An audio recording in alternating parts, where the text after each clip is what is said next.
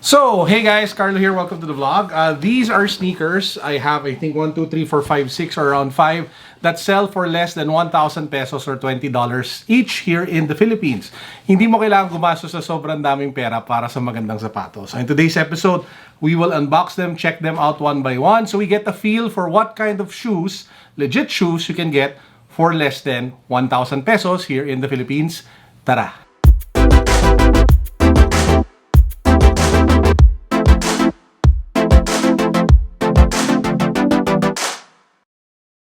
By the way, if you haven't subscribed to the channel yet, please make sure that you do so. This is primarily my sneakers, life tech channel, but I do have another channel on watches, and I do have a new channel naman that will be dedicated to NBA cards. All of the channels will be linked down below. But if trip nyo sapatos, tech, tsaka well, buhay ko in general, subscribe kayo dito. Okay, so simulan na natin. So this is from the brand called OneUp, which I think, if I'm not mistaken, is a sub-brand of World Balance. So yeah, you have this brown eco-friendly box. So pangalan niya is Darko and it is in black. So let's pop the box open. Again, this sells for less than 1,000 pesos.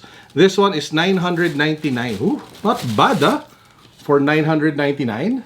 So you have that black knitted upper. It has some sort of overlay dito to give it a little bit more structure. You have really soft foam for the midsole, and you have that nice accent of I guess yellow, both on the lateral and the medial side. Then you have this pull tab over here. Dito sa harap nakasulat, OneUp. Unfortunately, I'll try to put some on feet, pero usually kasi size 13 ako sa World Balance. Pero try natin later. So yun yung una. Let me know what you think of this shoe. Comment down below. This is called Casios. Casios in white. Oh, so this more of a chunky sneaker. So chunky with wavy lines. I guess may pagka, it kind of harks back to the Fila Disruptor combined with the Yeezys, kasi you have those wavy lines, you have those triangular patterns, you have that giant tongue tab, and you know the shapes. Actually, ito medyo trip ko to This one I like.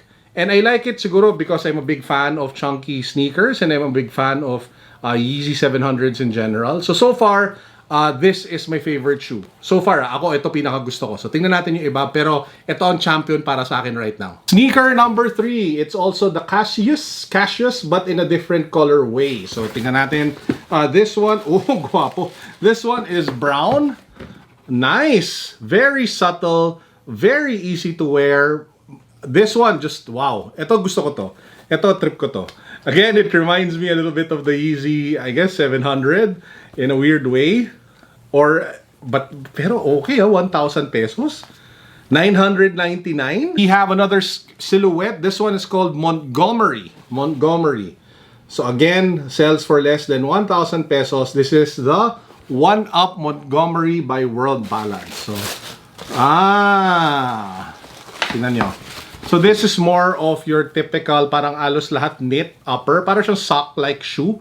And then you have a very soft foam for the midsole. Yung problema ko lang, yung concern ko lang is wala siyang outsole, this one. So talagang the entire thing. So baka mapudpud siya over time. But hey, if naghahanap lang kayo ng a shoe to beat up and to, you know, just abuse na medyo comfy, then you might want to take a look at this one. Again, it's just 999 pesos. And the last sneaker is a third colorway of the Casios. This one is in black. So this one is in all black. This is the Casios, again, by OneUp by World Balance. You know what? We really have to try this on feet. Take it lang with a grain of salt kasi this is a bit small for me. Usually size 13 nga ako. But I want to give you guys some sort of impression sa comfort. So hold on. Testing natin siya. If you're looking for a beater that won't cost you an arm and a leg, that still looks very streetwearish and stylish, then you might want to consider this. Again, sells for less than 1,000 pesos. 999.